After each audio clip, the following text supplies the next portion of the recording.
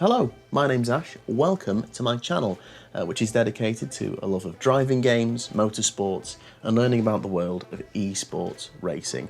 Doesn't matter if you're not the biggest motorsports fan or the best gamer, I am 100% neither of those things. This is just a place where hopefully you can enjoy some good races. That's the plan. To begin, like most motorsports fans, I've often asked myself, could I have been a racing driver? And the thing is, I've never had or created the opportunities to make this a reality. And I'm 29 now, so it's probably too late for me.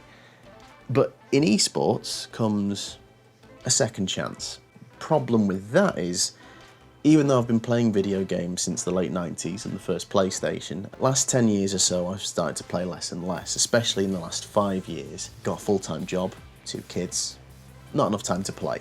And even when I did play, I was pretty average, to be fair. So what I want to know is, what is the gap between a casual gamer, me, and the esports pros, or at the very least, the best players in the game right now?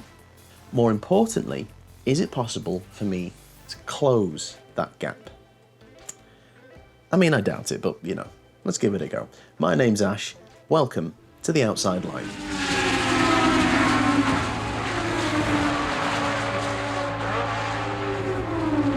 So I started with F1 2019 as I played the game a little bit before. I also played with a remote and traction control and automatic gears. And the problem is esports is no assists, manual gears, racing wheel. So I needed to change the way I played as well and then compare my times against the best in the game. Now don't get me wrong, I wasn't expecting to turn any heads. I just wanted to not completely fail, have a glimmer of hope, maybe. Let's see what happened. So, this was the plan. Jump into a few unranked rooms with one-shot qualifying and 5-lap races, so I'd be able to set a quick lap and have enough time to see what my racecraft and race pace was like. And I'll be doing at least 3 races. The first one with the settings how I used to play.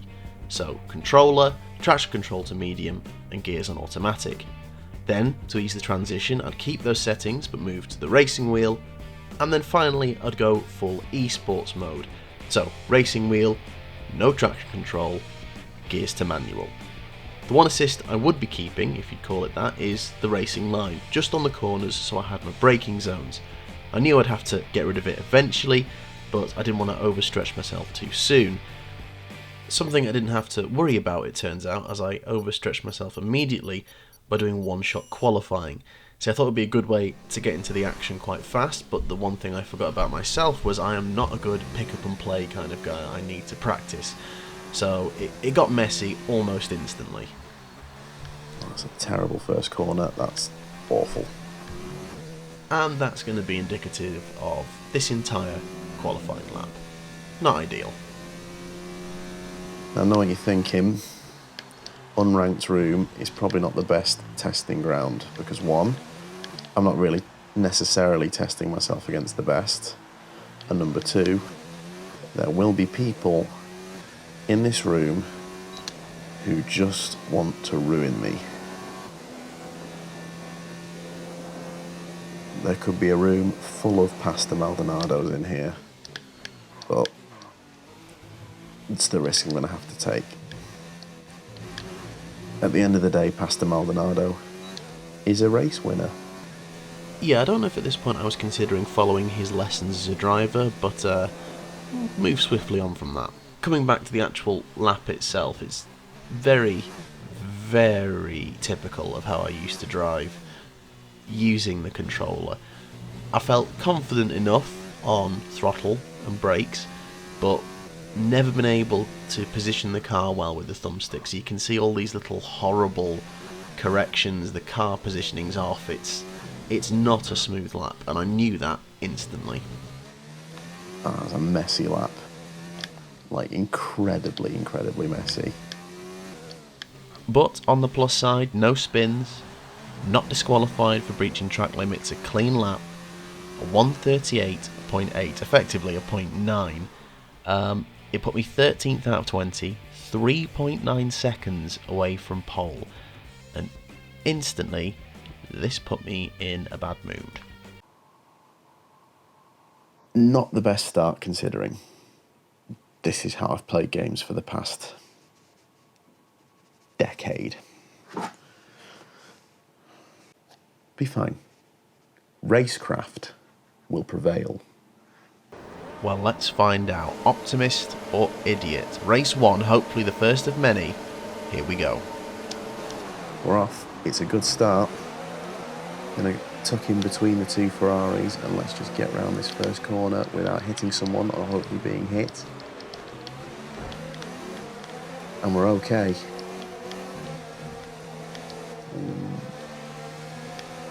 Just watch out for this guy.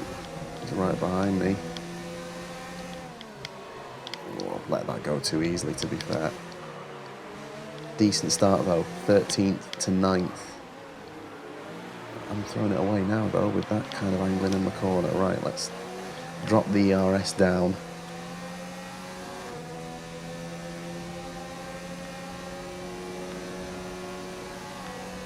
This guy certainly hasn't. He's pulling up on me. He's going to dive bomb. I'm going to cut back. Oh! Oh, it started so well. Okay. See if I can rejoin.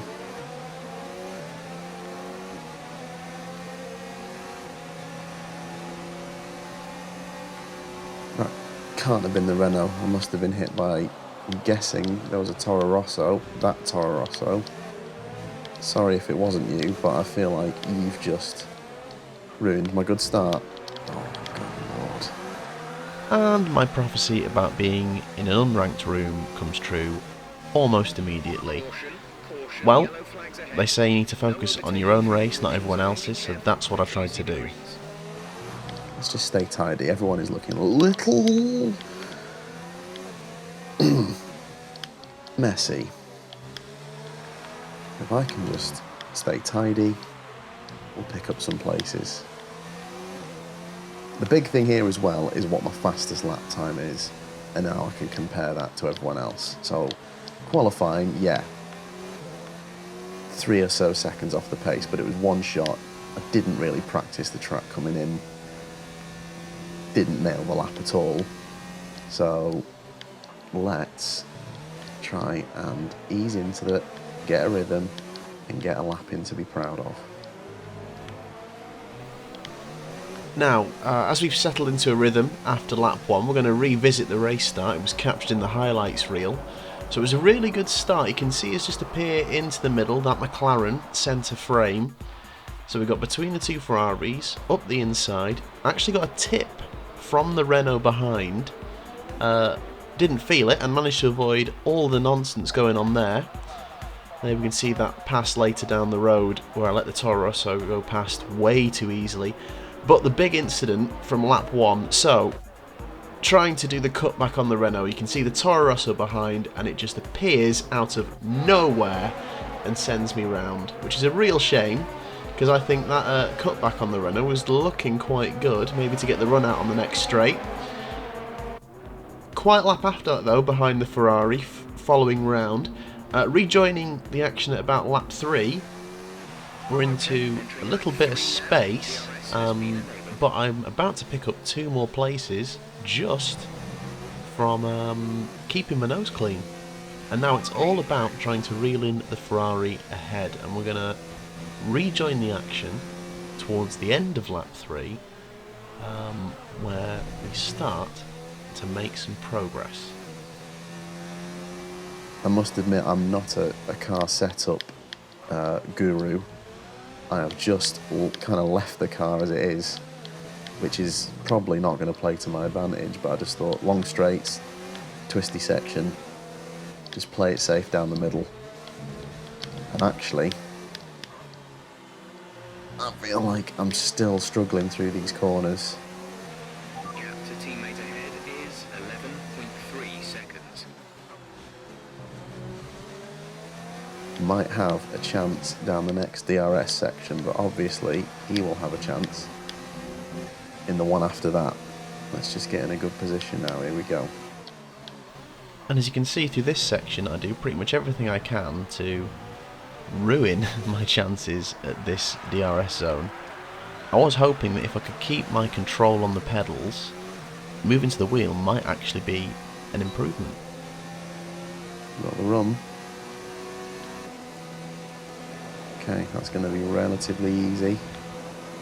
Is he going to try and come straight back? He's... oh, he almost did. Going to hold the inside line. What are you doing, mate? What are you doing? Someone's come off ahead of you. There's a yellow flag ahead. You can go around the outside, Sunshine. If you're going to come round me, you're going the hard way. Okay, turns out you can just go right round me. That's irritating. We will revisit that incident at the end of the race, but we're going to skip ahead to lap 5, the final lap. 2 DRS zones to see if we can get the move done and take ninth off this, a gentleman in the Ferrari.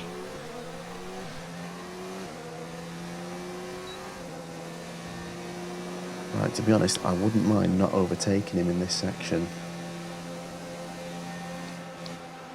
I'm going to back off. Let's see if we can do this cleverly. Last lap, let's see if we can pick one up.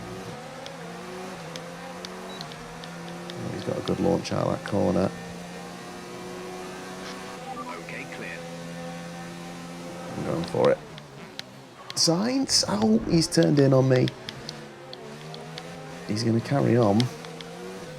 Yeah, we'll come back to that one too. That one's a bit more 50-50. I think I'm carrying a touch of guilt about that one. I'm not sure. We'll have a look. I feel like I'd planted it on the inside and he turned in on me. Or had I kind of just battered my way through. I felt like I had more than enough of a claim to that inside line that he had to kind of at least give me the space. Oh, he's just tried to nick that off me. No thanks. Yep, that's me considering celebrating. What an idiot. 13th to 9th. Unremarkable, but solid. Yeah, that must be the definition of damning with faint praise, and that's coming from me. Right, let's revisit these incidents with our friend in the Ferrari. Would love your opinions, your take on them, but obviously I've got mine. So, lap 4, turning the corner, exiting as you can see, full lock right. I'm trying to leave space and follow the track, but as you can see in a second, I'm turning right, but the car continues to go left. I'm basically being pit manoeuvred into the wall. Good job damage wasn't on, otherwise that would have been game over. So I feel fairly confident that that was on him. This one I'm less sure about. I'm worried I kind of dive bombed him. I yelled Sainz to try and emulate Carlos Sainz's last lap dive from 2019. I lock up going in. He turns into me. Now I'm obviously alongside / just ahead, so this is 6 of one, half a dozen of the other. Am I at fault for diving in, locking up, and throwing it up there, going full send? Or did I have a legitimate claim to that space? Should he have expected it and left me the room? I'm not sure about that one. Would love your thoughts, but obviously the game has its own thoughts. 3 time penalties for the Ferrari, totaling 6 seconds, so I have to expect that a couple of them are incidents with me. Like I said, 13th to 9th, not too bad at all, but the focus is on the times. Now, my fastest lap was 2.9 seconds down on the fastest lap in the room. However, that may not be compared to an esports pro. No offence, young MT24, but, you know, just saying. So, the main comparison was going to be my qualifying lap to the best times in the game, in the game's time trial mode. And as you can see, there is a problem with that, other than the 6 second gap. It's that comparing qualifying to time trial mode isn't exactly a fair comparison. I'll explain why later. But first, something for the eagle-eyed F1 2019 players. You may have spotted at the beginning, when I joined the room, my driver rating was at level 4. Now, if I'd not done any races before, I'd be on level 1. So I had done some, shall we say, dress rehearsals. Basically, I got this set up to do videos, and while I was getting set up to make this, the first one, I had some practice races in my casual setup, as I'd never played in a public F1 lobby before. Yes, I'm that much of a noob. So, here's what happened in those races. And typically, my best performance was the only one that I only got the highlights of. So here we go. We're in Monza. We are the first McLaren on the right-hand side. We were the first McLaren. Terrible start. Got bogged down. But considering the madness that usually happens in the opening chicane at Monza, was quite happy to follow through behind. And as you can see, picked up a few places while other people lost their heads. Coming through the Lesmos for the first time, we were following our teammate, feeling pretty good. Then it all goes mad, still on lap 1, coming out of the Ascari chicane. My teammate bins it along with a Red Bull, nearly takes me out, but I survive to move into 4th place. Now at one point, one of the top 4 does disappear. They also lose it at one of the chicanes. And then I spend most of my time trying to catch and get past this Ferrari. Pattern emerging. In the end I can't do it, but finish 3rd, not too far behind the eventual winner. Really good result. Then we move on to Silverstone. This is qualifying. Absolutely bottled it. Just the worst. To be fair, I'd set on my car wrong. I put too much weight on straight line speed, so I was getting a lot of understeer in the corners. So, not ideal. Anyway, first corner, trying to stay clear of the nonsense, and oh, thanks for that. Lovely little tip round there. And we go dead last. Damage is on, so my already understeery car has now got a damaged front wing. Could be worse though, clearly. Managed to pick up 1 place pretty easily on from that stricken Mercedes. Then we come past Red Bull and a Toro Rosso having a bit of fun. Clearly a Gasly Albon situation there. Oh my god. Tell you, one of the things I have noticed watching myself back is I really do look back a lot at weird places. Like, I'm past them. It's clear. There's no need for it. Like, why? Stop it. Madness. Total madness. Anyway, lap 2. 2 Ferraris having a little bit of fun in the dirt. Just thought I'd leave them to it. Let me mosey on by. And up into the top 10. And of course, a little look behind for good measure. Oh, yeah, there's another one. Now, it was about getting after the Haas of Momo. So, he was 8th, I was 9th. We'd overtaken another Haas in the pits. And I'm not sure if he was just slow or damaged, but it took to lap 4 to get caught up to him. And I thought, right, fancy this. So coming into the Brooklands and Luffield complex, I think it is. Again, trying to go up the inside. Brake way too early, so I just let it go. I then set myself up to get the exit speed from Luffield. And it works really well. Go for the inside. And he just love taps me into the wall. And my front wing is now completely destroyed. Okay, you have some front wing Zero cornering speed now. So, not a fan of Momo. No replay required there. Guy was a tool. To make matters worse, I'm still trying to think about catching him up, and his teammate behind me in the other house, Davey, is going purple. So now it's all about trying to hang on to my 9th place. Fortunately, Karma intervenes. Well, it's not even Karma, it's just Momo, I think, intervening in his own race. If you look up ahead, coming into the Maggots-Beckett's complex, just can't help himself. And he takes out an Alpha there. So we go up into 7th.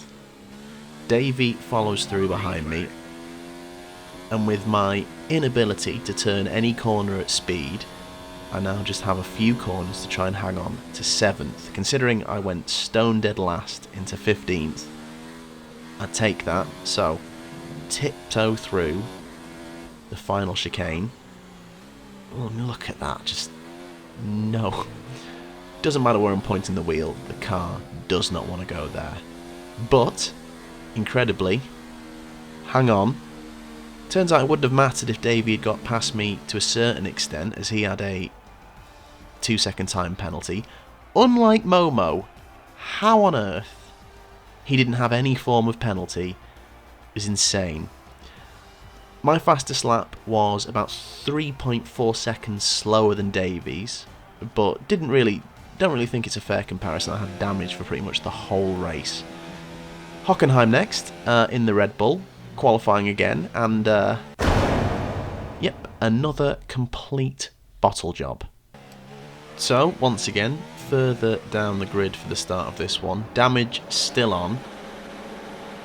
In real time, I think I did this race immediately after Silverstone, so I was determined to keep my nose clean for this one. Ignore the little sideswipe on the McLaren. That was unintentional. So, holding it around the outside, just thought, right, stay clear of everything, keep calm, all good. Just avoided the Alpha, and up to 6th, not bad at all. However, clearly there was some fate in me being in a Red Bull, because I did a little Pierre Gasly tribute. Around this section of the track in 2019, he misjudged his distance between his car and another, and took himself out. Well, that one's for you, buddy. Lovely little tribute right there. Wasn't looking for the overtake, just had a little look and thought, right, I'll tuck in behind, but did not drop back far enough, and, you know, no complaints, that was on me. Poor car positioning. Then I do a Hamilton impersonation, reverse Hamilton, and decide last minute I'm actually going to go in the pits, and just get the wing changed. Me and another Mercedes, who was following right behind me at this point, both did the same. So we were running round at the back. So it was just basically a fight for the last top 10 place. And once again, I'm being hunted by the pace man. Another purple time lighting up behind me.